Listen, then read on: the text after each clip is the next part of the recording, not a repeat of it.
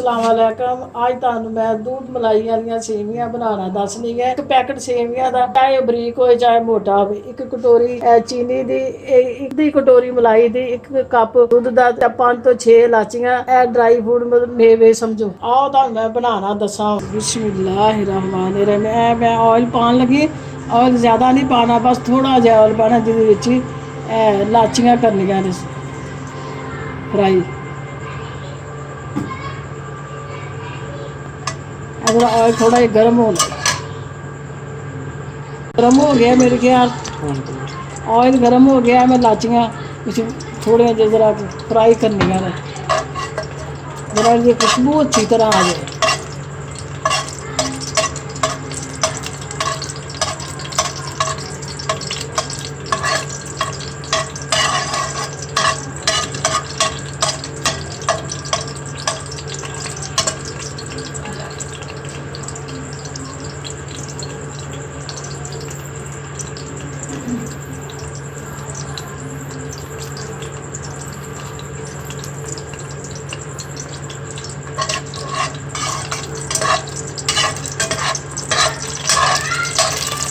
बिस्मिल्लाहिर्रहमानिर्रहीम। सेवियां में थोड़ी देर जरा सौते करनियां, थोड़ी जी फ्राई करनियां।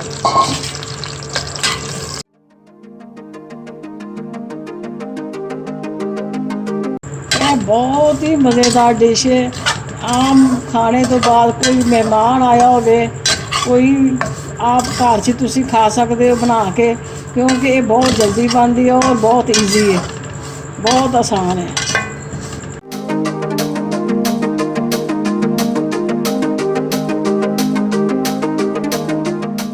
सेवियां नूं तुसी बरीक करना है, इन्ना बरीक करो चाहे चावलों की राइस की शक्ल दियां हो जाए, छोटियां छोटियां, जिन्नियां छोटियां होणगियां उन्नियां अच्छियां बनणगियां।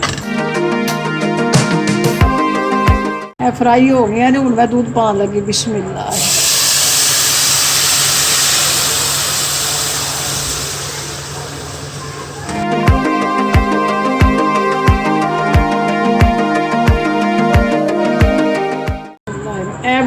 मलाई पान लगी है।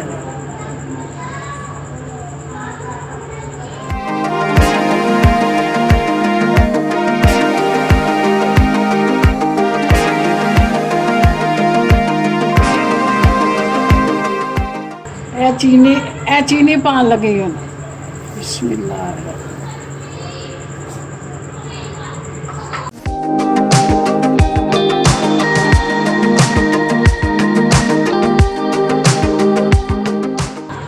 अग बहुत स्लो कर देनी है, कोई 15 मिनट रखनी है, 15-20 मिनट, उस तो बाद बन जाएगी। बिस्मिल्लाह।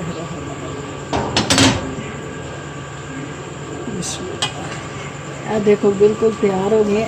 इस तरह है शाइन, देखो तुसी।